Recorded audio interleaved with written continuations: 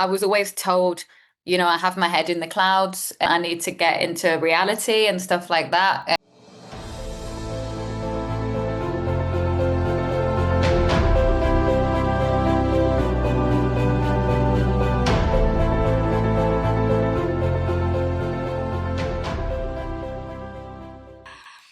Hello, everyone. Today we are starting a new series called Walking Between Worlds.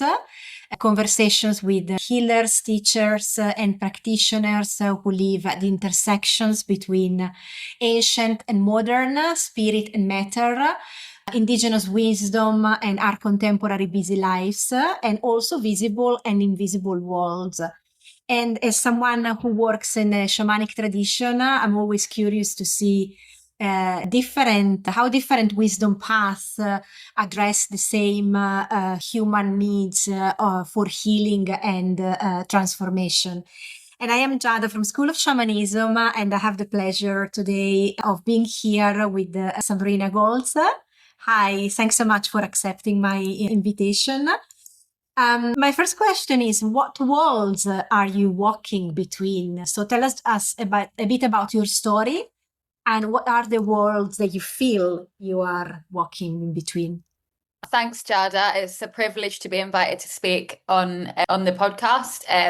So I'm Sabrina. At the moment, I've just moved direction in my business, and I am teaching Kundalini and mentoring for women who identify as sensitive. And for me, at the moment, the word sensitivity kind of indicates sort of an openness and a depth that I believe that I always had access to when I was growing up. And it was an openness to the unexplained, an openness to subtlety, an openness to energies, a curiosity, a playfulness and an imagination around life. And for me, I feel that I really suppressed this aspect of myself when I was growing up because I felt that it made me not fit in. It made me feel different. I didn't really have a safe space or safe container to express and experience and explore that.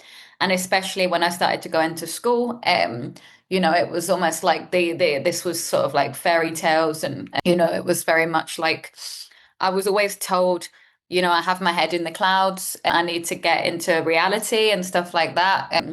But I always had a sense that, who is somebody else to tell me what is reality, and I always felt that I perceive reality and I perceive things a little differently to a lot of people. But I felt that my perception was not really accepted by a lot of people. So then I didn't accept it myself.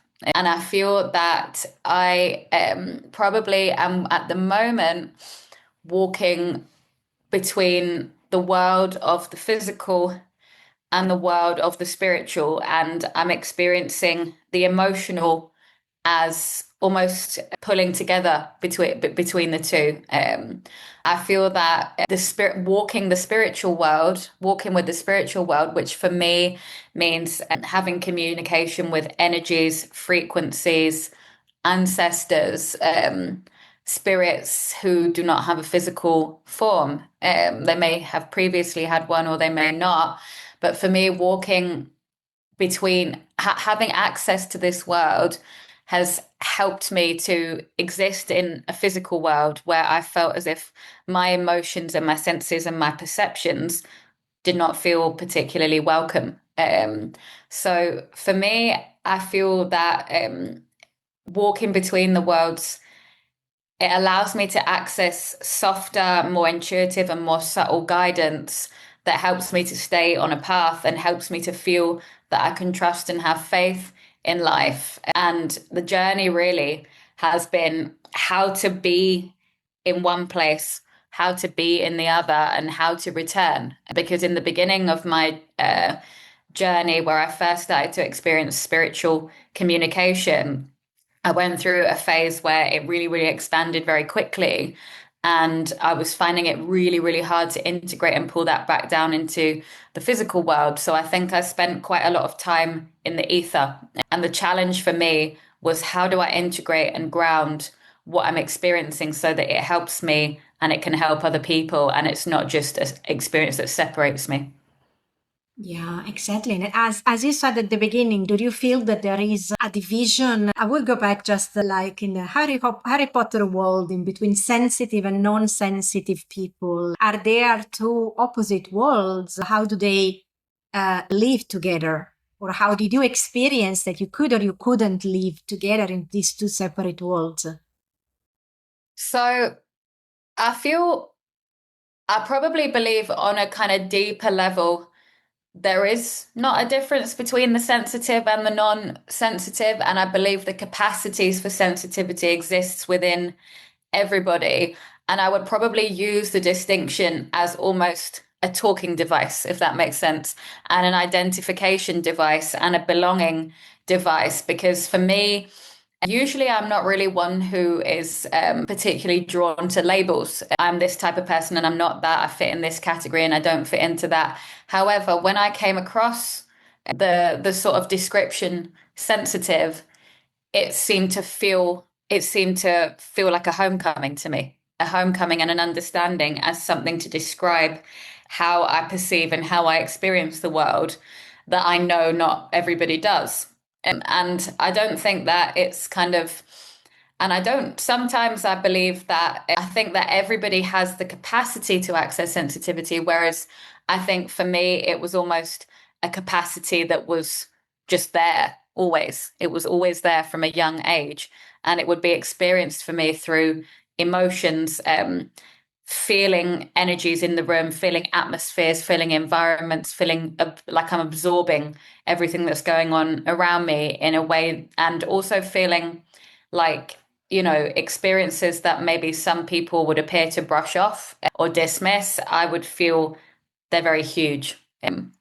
Sensitive to grief, sensitive to loss, sensitive to emotion, sadness, or these experience sensitive to joy as well, extremely sensitive to joy. It was almost as if I felt that the way I experienced my emotions was magnified. And I think I found it too much in the beginning. And I felt that other people thought it was too much as well. So I tried to almost ignore the calling of my emotional world. So I would say that's another world that I feel I navigate and enter into is my personal emotional world. And I feel that, there's the kind of my existence in the material, my personal emotional world, and then my connection with the spiritual world. And it's kind of through opening up to the experience of my emotional world, invited in the spirit world for me was kind of how my journey went. It was almost as if I had experienced ancestors and other energies that felt good and loving and caring that were able to support me through my emotional world so that I could then ground in the physical world and have a positive impact on others in the physical world. So I think for me, I'm very interested in working with people who identify themselves as sensitive, but they have not really been given the space to explore that and express its potential. Because for me, the emotional sensitivity was almost a doorway for spiritual sensitivity. Yeah, exactly. And that's really a very important point in terms of lots of people nowadays in the material world that they still haven't had the opportunity, the conditions to realize and being aware of what's happening inside themselves. They are just choose to hide this element because they are living in a world and maybe within families in which these kind of things are not understood, and before that even being supported, it's just a matter of understanding first and knowledge first. So what piece of advice would you give to people that still are experiencing, they're not maybe children anymore, or they kind of not remembering that if there were these gifts when they were a child, but they are grown up people and they have started this inner inside awakening, but still the whole environment inside around themselves is not ready yet, and they are still there and they don't feel ready yet to go and embark on a journey with a teacher because they have no clue about what's happening. So what would be your best piece of advice as you has come from this from this background that would be useful for a person in terms of not feeling the discourage of being overwhelmed with what's happening inside? So, some advice that I received once that was incredibly useful for me was that I have nothing to fear around my own energy. So often, what I was experiencing was actually, different and different types of different versions of me. My higher self, maybe a self that exists in a different dimension, and or even the resurfacing of some kind of emotional memory or some kind of uncomfortable imprint or memory. And for me, it was really, really helpful to be reminded that everything that is of me is safe because it's me. So I think it was one really important, and I think also for me to understand that no experience or energy will reach me that I will not be given support to deal with eventually. And I think for me, a lot was to do with I felt like I needed to figure it out. I really felt like I needed to analyze everything that I was experiencing because I'm quite an analytical person as well. My mind was jumping on the experience and I was jumping into stress-based thinking because I was experiencing something that was foreign to me and it seemed foreign to a lot of people.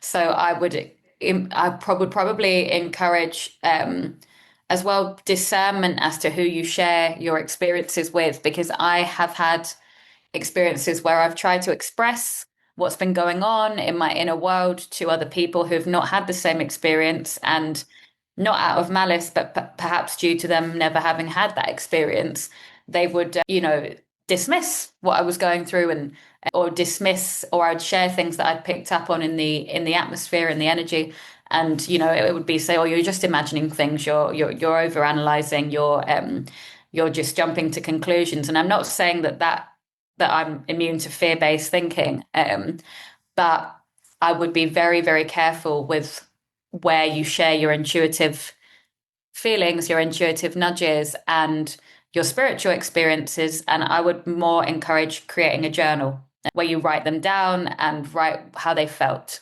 Yeah, creating a journal where you write down the experience, how it felt for you, what it's brought up, and if you can, let it go and spend a lot of time in nature and around. It doesn't have to be people who are spiritually sensitive, but people who are open and encouraging of your own exploration and experiences. Yeah, beautiful. And this is a beautiful advice for, let's say, beginners on the journey. Still, we are all beginners for any spiritual journey, but just people that don't have the experience to deal with that. And then once you are at some point through the process in the way you are, in which you are teaching to people, sharing with people, how can you then, you're not hiding yourself anymore. So how can you take that in a more aware, conscious way this sensitivity into the modern world, within the modern society? You are not hiding, you are just simply rewarding what you are experiencing and offering that to the people around you on a different level. So how are you then, in a more clever way, subtle way, able to integrate that in the modern world? Well, so I think this is probably where I've sort of almost latched on to the word sensitivity, because I think there's so many different kinds of sensitivity, and there's so many different ways in which people can experience their own sensitivity. And there are also, and I don't mean this in a hierarchy way, but there are different levels to which you want to delve into and explore and experience your own sensitivity. So I try to sort of make myself approachable to people who experience overwhelming emotion, for example, or people who experience a heightened belief that something bad is going to happen to them, or people who are afraid of rejection, people who feel things really deeply, people who feel things really big, and they've found that hard to ground. Hard they've struggled to experience life because of their overwhelming emotional capacity, and they have, in some way, shape, or form, tried to numb. And the reason, that's what I've seen so far, is that most people try to numb is because they do not know how to cope with the depth of their feelings. And I think emotional sensitivity is something that it's a very human experience, and it's also a very spiritual experience as well. So for me, emotional sensitivity is almost a portal between the two worlds. Emotions. I think emotion is the portal for me between the physical and the spiritual. When I couldn't handle my emotions because of their gravity, I tried to numb them so I could exist in the physical world. And then when I found access to the spiritual world, I enjoyed hanging out there a lot because and I almost disassociated a little bit from the physical. So I feel that emotional regulation is a really good starting point. And then I often find that people who have struggled with sensitivity and in an emotional sense, they may have felt othered, they may have felt excluded. They're often likely to be the same people who pick up on subtle energies. And that is also an explanation, perhaps, for their so-called kind of greater emotionality, because it's not just that they feel things really deeply, it's also they're picking up, there's so much more information and stimulation coming to them that's not coming to other people. So part of the reason why their emotions are perhaps less steady than somebody who's not as sensitive or hasn't opened themselves up to that sensitivity is because of the information that they're receiving is confusing, is overwhelming, is sometimes difficult. So, and I often find that people who are intuitive and emotional are also quite creative as well. So I think creativity is another way to ground the spiritual and the emotional into the physical, because it expresses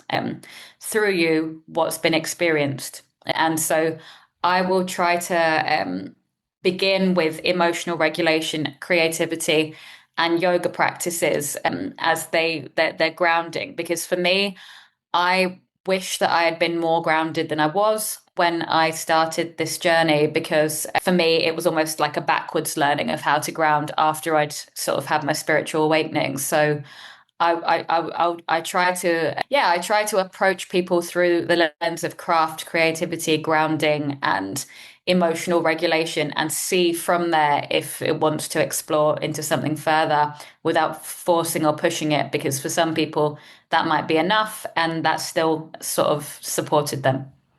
Yeah, beautiful. And are you able to remember when you had your spiritual awakening? Because many times it's just a slow process that it happens. Sometimes there is a specific moment in which we realize and we are present that in that moment that is happening. Is it something specifically then also for what people experience from the Kundalini? Is it something that you are able to identify in this a moment in space and time? Or it just dissolved within and evolved within your own experience?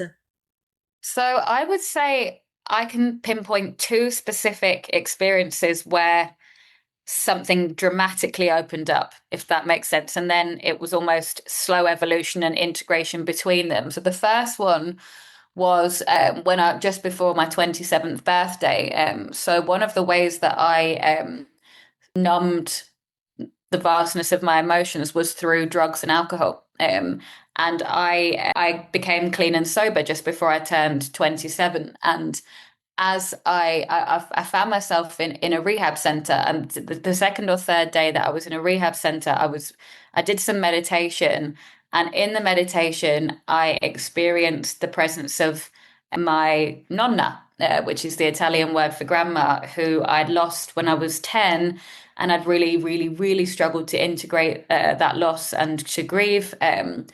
I had almost shut myself down from faith, trust, love, and life at that point, because it was just, I couldn't understand it. It was a lot for little 10-year-old me to comprehend that one minute she was there and the next she wasn't. It was almost too much. So I kind of shut myself off from the depth of that pain. But it was in this moment that I experienced her presence. I experienced my granddad, my nonno's presence as well.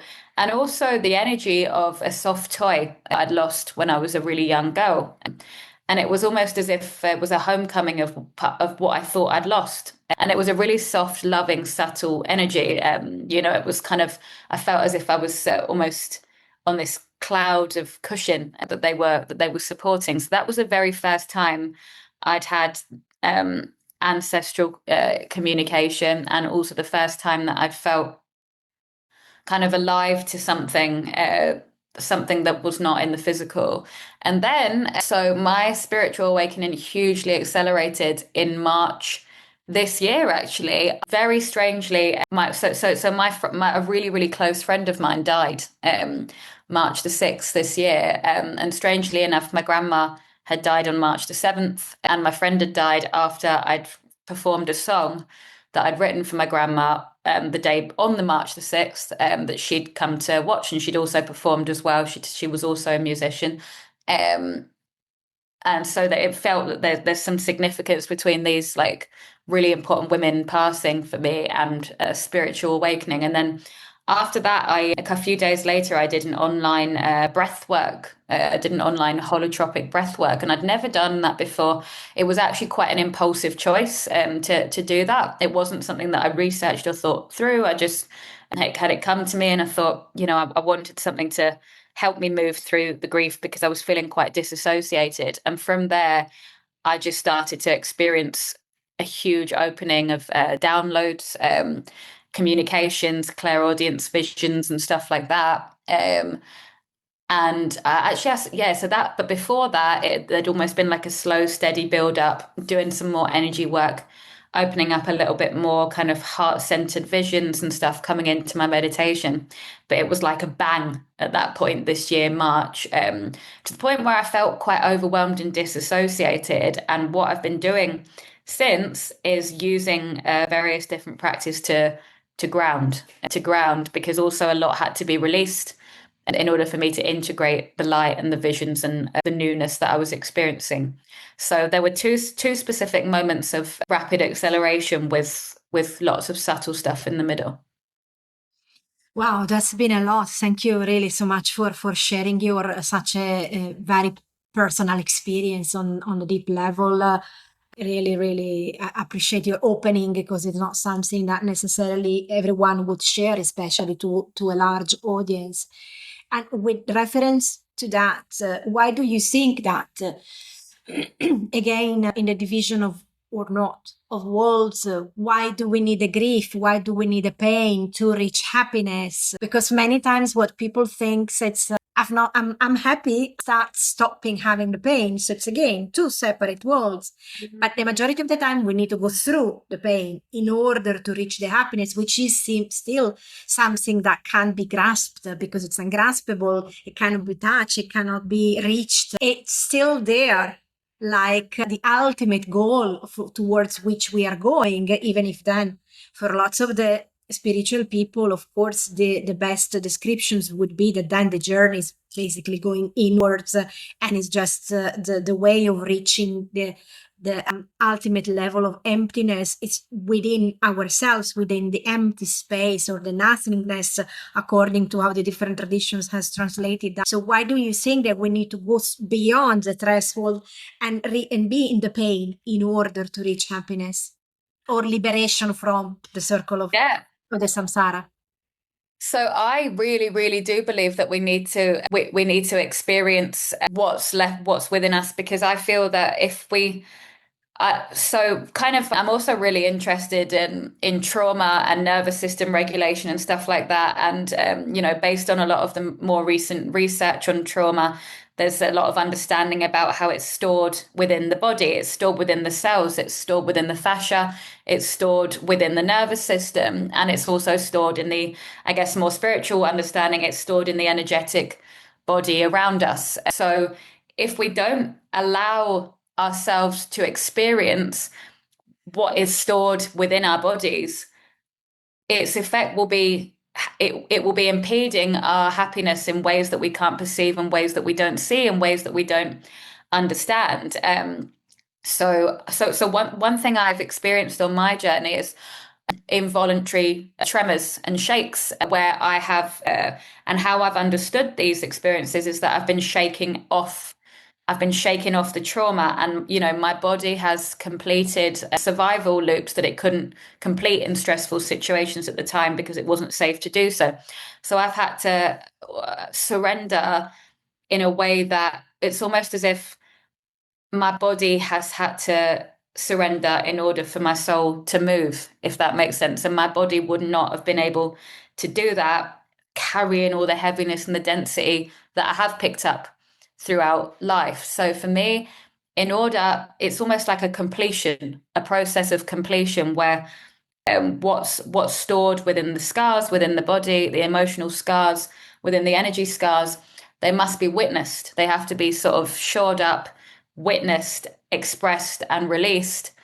And on the other side is light. It's almost like you're kind of you walking through a dark tunnel, and you kind of perceive the little cracks of light, but the tunnel is the only way to the light, and you kind of get the little glimpses along the way, and each time you release something you experience more and more freedom.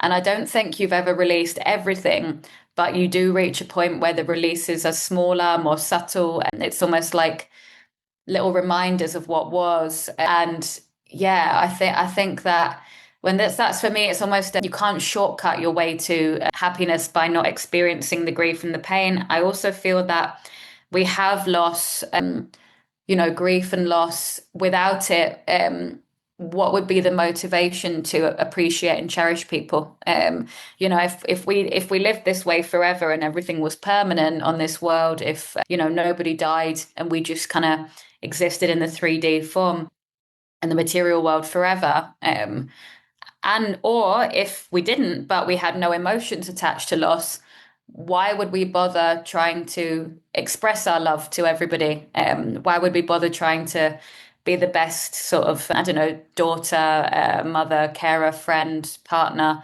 that we can be if we always just had tomorrow to kind of try again? It would be, I believe, it would be a totally different world without loss, because I do believe the concept of gratitude and appreciation is a direct product of the fact that everything's ephemeral and we might not have something tomorrow that we have today. And I think for me, I lost an important relationship about nearly 2 years ago, and my deepest regret was that I hadn't expressed enough appreciation for the person while we were in that relationship. And it was through that loss that I was able to understand the importance and the urgency of showing appreciation to those who I love, who of course will not be there forever as much as I won't.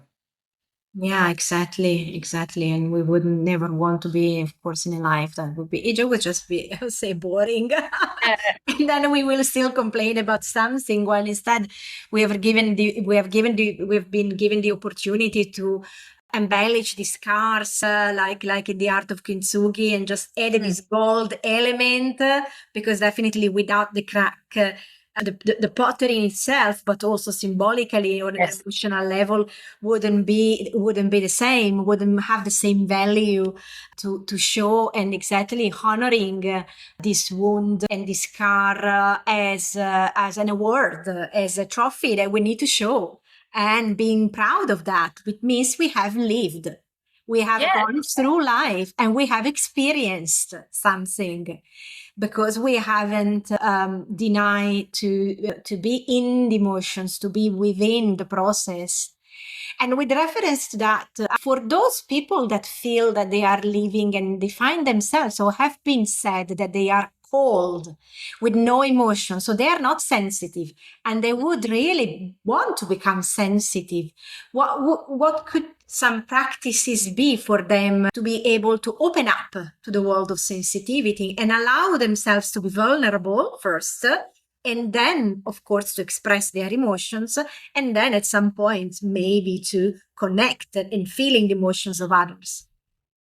Yeah, it's a really, really good question, actually, because so being honest, in my personal life, I've really, really struggled with people like this. And I think I went through a phase where I almost, I felt so triggered by people who were like this that I felt, it was almost as if like I would feel, because I can perceive energies and feel them so greatly. It's like I would feel the harshness, and I would be almost repelled by it. And I think so. One thing that for me has been really humbling has been to realize that actually sometimes these harsh defenses that I come up against in people are actually the result of a sensitivity that for some reason has required protection against.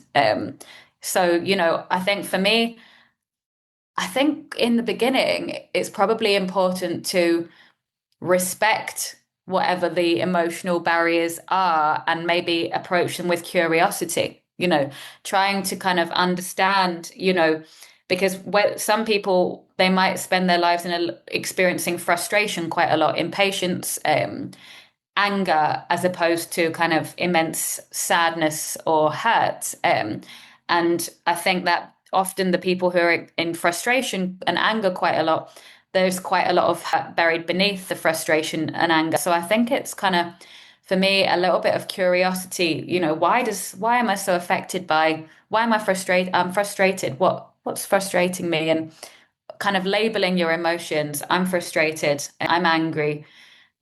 Approaching them with gentleness and curiosity. And I think showing love, I think it starts from the self. So I think it starts from kind of embracing yourself in all your forms. So, when if you're feeling like anger, frustration, shut down, all these things, welcoming and loving that part of yourself first, in order for it to soften. So then you will more likely soften to that in other people once you've softened it to yourself. And I think for me, spending some time in solitude, in nature, walking, kind of being with calming, being with air, being with water, being with elements, being with calming energies, carving out time and space, and not being so busy. I think, in this culture, we're always busy. We're always running from one thing to the next. And because of that, it's easy for us to unconsciously fall into emotional avoidance through productivity, busyness, plans and stuff. So I think a little space from them and a little curiosity about yourself and a little compassion and embracing of the more harsh or the less open parts, so that it's kind of like you have to accept something before you allow it space to move. That's how it is for me anyway. I have to accept something in the form that maybe I don't like it, to then start to allow it to shift and move. Beautiful, beautiful. Thank you. Thank you so much. And I would just close on with a question for the people that are watching or listening to us. How can people, probably the very high majority of people living in the visible world, how can they trust the invisible world? Because it's something that can be seen, can only be perceived. But if they don't have the perception, the opening up to the sensitivity, how can they trust and even admit that the invisible world exists?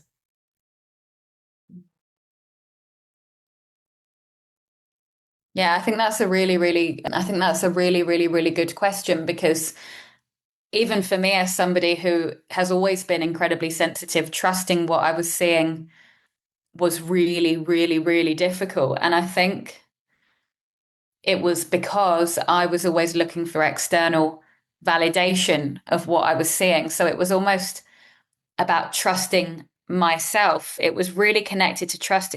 It kind of really connected to stuff in the material world around trusting myself, trusting my gut, trusting my body, trusting that, I'm going to make my own choices, regardless of whether or not they're agreed to or approved of by other people. And also regardless of whether the consequences turn out to be quite negative for me, because I made the choice.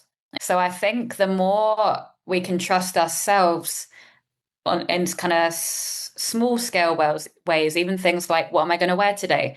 I spend my day quite intuitively, apart from when I have appointments and clients, rather than like, this day is for this work and this day is for that work. It's kind of what wants to express itself through me. So I think starting to trust myself in like these small ways, my hunches, my desires, it helps me to sort of then trust my perception. So I think for me, it was really like just kind of the idea that the answers do lie within. Going within can expand you to the invisible in a way that looking outside of yourself will always shut you off from.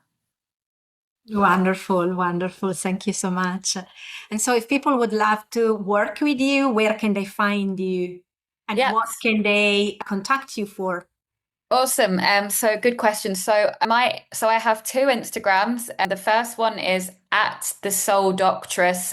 So that's soul and then doctor, but female version doctress. So that is a special business that I have set up for sensitive women or women who identify as sensitive or who are open to sensitivity. And at the moment, I'm offering one-to-one mentoring for sensitive women, which will take you through a process of kind of opening up to accepting and embracing your sensitivity through a combination of Kundalini yoga, which is a yoga of awakening and a yoga of awareness. So it will allow things to surface, and it will allow opening, and it will also allow the nervous system to activate to move things that are stuck. And it will be in a safe, supported, held environment and with creative activities and creative expression as ways to begin expressing and releasing what sensed and felt, and allowing what's within to be expressed in the outer world. So that's one-to-one mentoring through kind of embracing your sensitivity. I'm also going to be setting up online groups. So that will be kind of the same sort of thing, but expressed in a group context. We'll explore different ways to deal with sensitivity, different ways to express it. And the idea will be to create a sense of community and belonging, so that, because I often notice that sensitive women feel they don't always belong or they don't always fit in, and that they struggle to find environments where their emotional expression can be understood and received. So that will be kind of the main purpose of that, alongside shared activities, friendship, connection, and also some in-person sessions. In-person classes in Glasgow are in the making. And then my other Instagram is at grounded.butterflies. And that is mentoring for sensitive and neurodivergent teenagers to help them to sort of begin to understand, accept, and embrace themselves without feeling as if they've got to mask, conform, fit in, change, and suppress themselves in order to feel like they belong. So, yeah, both of these Instagrams, if you'd like to hear more. Yes, wonderful. I'll just add all the details below so that people can reach you and start maybe new or continue their personal journey with a new perspective, with all your knowledge, your personal experience that you are taking into that, which is always the best way to help others, coming from something that you have experienced firsthand and that you haven't learned on books or in courses, but just that has been my experience sharing with you what I did, which might not be the elements and the things that you are going to do, but I'm coming from a place of power in knowing the elements, that I know exactly what you are suffering, what you went through, because I've been where you are. Exactly. Beautiful, beautiful. Thanks so much. It's been a really fabulous time of conversation with all your beautiful property of language and expressing all the things that are inside your heart and inside your soul. So thank you so much for being Thank with you. us. It's been a great privilege. Thanks for hosting me. Thank you so much.